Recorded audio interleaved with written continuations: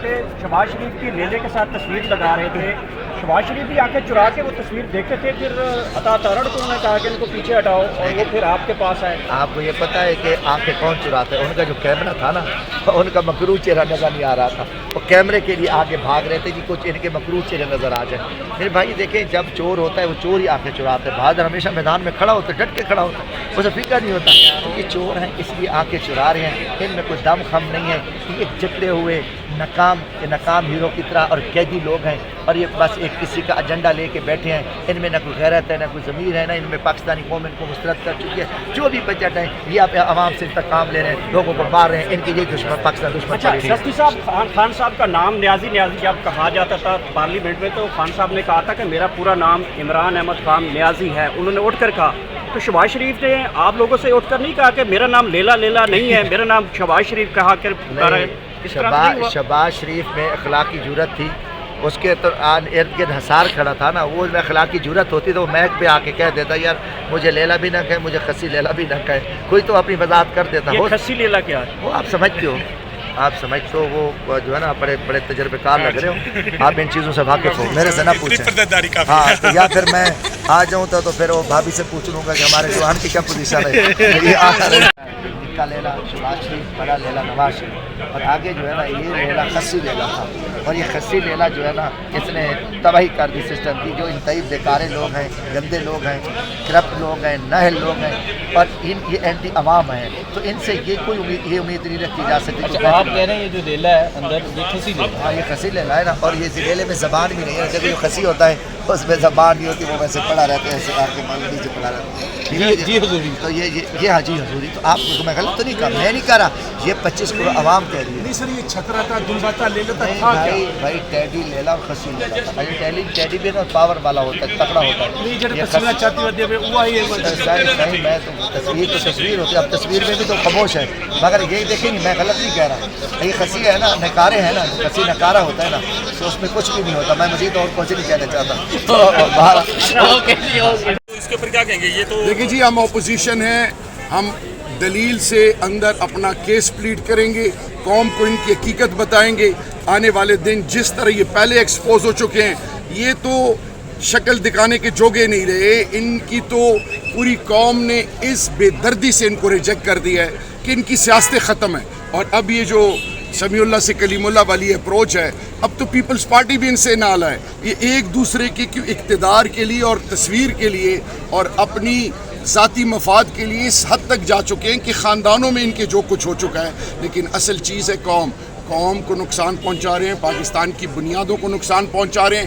کسان مزدور محنت کش کے حقوق کو پامال کیا جا رہا ہے, اور یہ گورکھ دھندا زیادہ دیر نہیں چل سکتا. سر, کے پی میں آپ کی گورنمنٹ ہے, علی امین گنڈاپور صاحب نے یہ کہا کہ ٹیکس فری ہم بجٹ وہاں لے کے آئیں گے, کیا ایسا ممکن ہو سکتا ہے؟ میں اس سے پہلے کوئی کمنٹ نہیں دے سکتا. جب وہ بجٹ دیں گے, آپ پوری قوم اس کو خود, آج تو انہوں نے یہ جو گورکھ دھندا ہے پوری قوم کے سامنے رکھا ہے نا, آپ ویٹ کیجیے, انشاءاللہ کچھ دنوں کی بات ہے, سب چیزیں کھل کے سامنے آ جائیں گی. اتنا خود مختار ہے کہ وہ وفاق کو پیسے دے سکتا ہے, قرض دے سکتا ہے. دیکھیں, تیل اور گیس کوارٹ ہنگو کرک ہم اربوں روپے نیشنل ایکسچیکر میں دیتے ہیں. بجلی کہاں سے آتی؟ اوورسیز پاکستانی ریمیٹنسز جو بیچتے ہیں. خیبر پختونخوا کے کتنے لوگ ہیں؟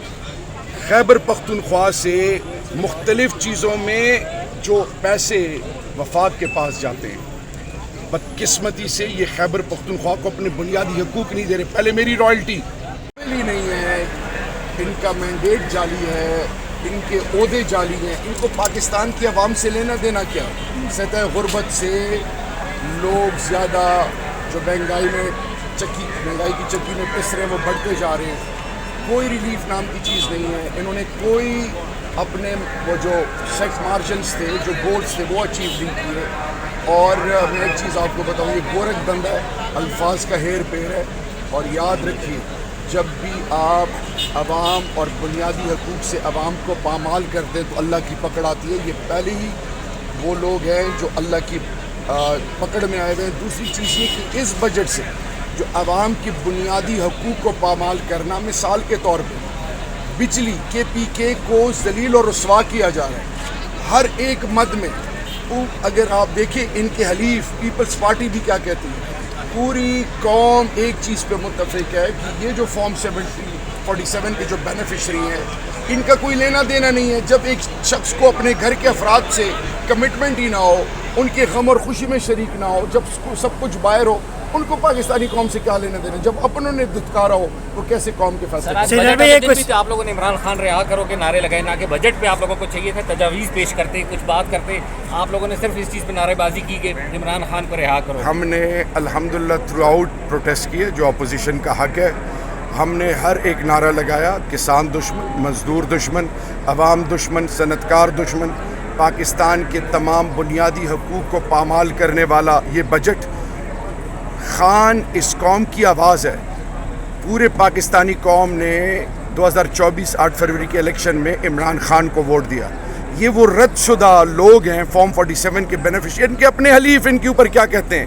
یہ اعتماد تو کھو چکے ہیں, لیکن ان کی ناسمجھی, ان کی غیروں کی سوچ پر چلنا اور IMF کی اندھی تقلید کرنا, یہ گورکھ دھندا ہے, قوم کے ساتھ دھوکہ ہے. اور یہ انشاءاللہ ایکسپوز تو پہلے ہو چکے ہیں, یہ اور ایکسپوز ہو رہے ہیں.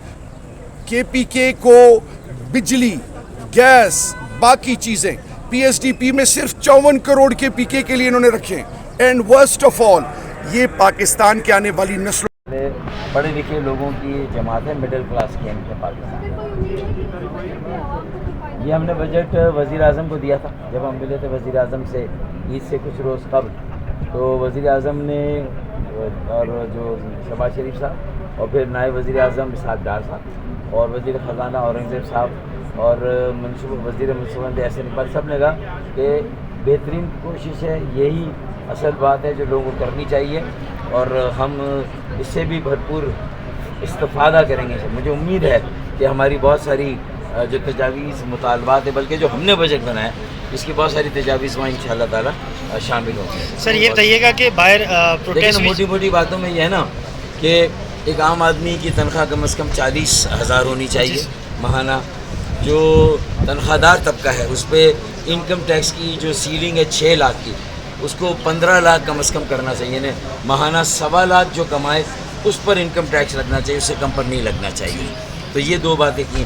تیل, بجلی, گیس کی قیمتوں کو کم کرنا چاہیے, اور اس کے لیے جو ان تینوں اشیاء پر جو سیلز ٹیکس لگا ہوا ہے 17% کا, وہ کم کر کے بتدریج 15 اور پھر 13 اور پھر 11% تک لے جانا چاہیے پورے سال میں. 9% تک, پر 17% سے اسے 9% کیا جائے. تو یہ ہے ہمارا. اس سے مہنگائی بھی ختم ہوگی, بے روزگاری بھی ختم ہوگی, اور سرمایہ کاری کا عمل بڑھے گا. کاسٹ آف ڈوئنگ بزنس بھی ٹھیک ہوگی, اور جو مارکیٹ ریٹ 11% ہے اسے اور کم کر کے اسٹیٹ بینک کو چاہیے کہ 9% کرے.